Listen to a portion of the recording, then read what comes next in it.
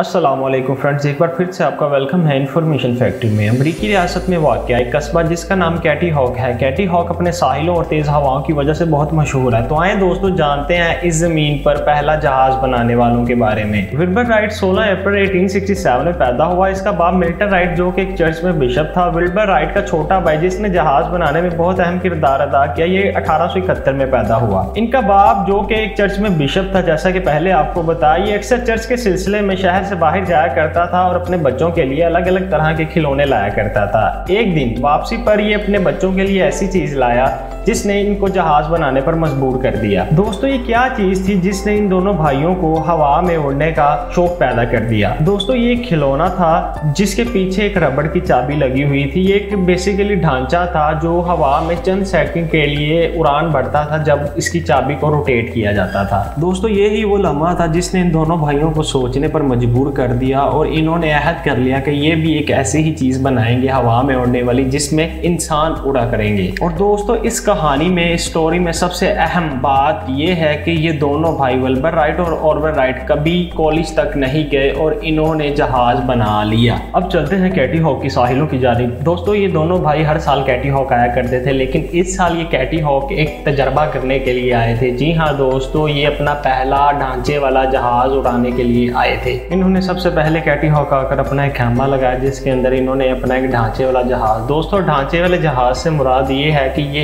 एक ग्लाइडर था जो बिना किसी इंसान के हवा में उड़ सकता था। इनका मानना ये था कि अगर चाबी वाला जहाज हवा में उड़ सकता है तो इंसान का बनाया हुआ जहाज हवा में क्यों नहीं उड़ सकता।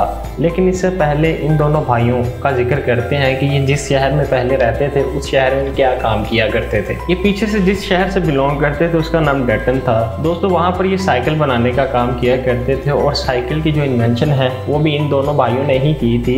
इनकी साइकिल हाथों हाथ मार्केट में बिक जाया करती थी जिसका नाम राइट साइकिल को था। दोस्तों फिर इन्होंने साइकिल बनाने के बाद जहाज की तरफ फोकस करना शुरू कर दिया और फिर आखिरकार दोस्तों इन्होंने कई सालों की मेहनत के बाद एक जहाज बना लिया। ये जहाज पतंग की तरह उड़ने वाला एक जहाज था जो बिना किसी ड्राइवर के, बिना किसी पायलट के हवा में उड़ता था। दोस्तों पहले तो इन्हें बहुत ज़्यादा मुश्किलात का सामना करना पड़ा। जब ये जहाज उड़ाते थे तो तेज़ हवा इस जहाज को ज़मीन की तरफ धकेल देती थी और इनका कई बार जहाज टूट जाया करता था। लेकिन इन्होंने हिम्मत नहीं हारी और कई दिन इन्हें जहाज को रिपेयर करने में लग जाया करते थे। आखिरकार दोस्तों ये हार कर अपने शहर डेटन वापस चले गए। लेकिन 1902 में ये फिर दोबारा आए एक जहाज लेकर। ये जहाज पहले से कई गुना बेहतर था, लेकिन इस जहाज में कुछ खामियां थी। जब ये हवा में उड़ता था तो इसे खुद कंट्रोल नहीं किया जा सकता था। ये जहाज़ इसी वजह से इन दोनों भाइयों ने रिजेक्ट किया और ये फिर 1902 में मायूस होकर वापस चले गए। लेकिन कैटी हॉक के जो लोग थे उनका मानना था कि ये एक दीवाने का ख्वाब है, इंसान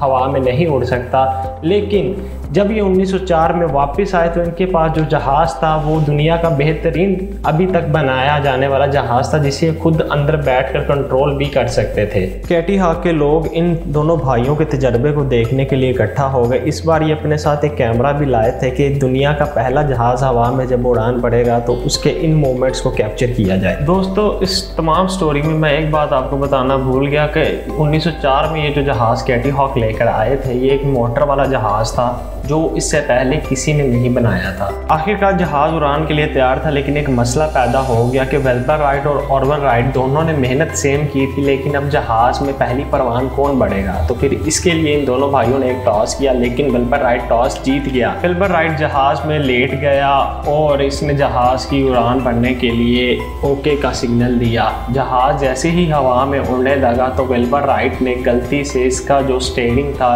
और जो कंट्रोल करने वाले आलात थे उसको ज्यादा ऊपर उठा दिया और जहाज का ऊपर वाला हिस्सा ज्यादा उठ गया और जहाज नीचे गिरकर टूट गया। दोस्तों ये 14 दिसंबर का दिन था। जहाज जब नीचे गिरा और इसके काफी ज्यादा पार्ट्स डैमेज हो गए, फिर इसको रिपेयर करने के तकरीबन 3-4 दिनों के बाद जहाज ने दोबारा अपनी उड़ान भरी और इसके अंदर इस बार ऑर्वर राइट सवार था। जहाज तकरीबन हवा में 10:35 में उड़ा और इसने तकरीबन 120 फुट तक की उड़ान भरी और फिर इसने सेफ सेफ लैंडिंग की। और दोस्तों यूं पहला जहाज बनाने वाला और पहला इंसान हवा में उड़ने वाले का सहरा राइट ब्रादरान के सर पर सजा, और ये सहरा बहुत आगे तक इन्हें लेकर गया। इस वीडियो का जो नेक्स्ट पार्ट होगा उसके अंदर आपको राइट ब्रादरान की अदर अचीवमेंट्स के बारे में बताया जाएगा। तो दोस्तों ये थी आज की वीडियो। अगर आज की वीडियो का टॉपिक आपको अच्छा लगा हो तो काइंडली हमारे चैनल को सब्सक्राइब लाजमी कीजिएगा और अपने ख्यालात का इजहार कमेंट सेक्शन में लाजमी कीजिएगा। शुक्रिया।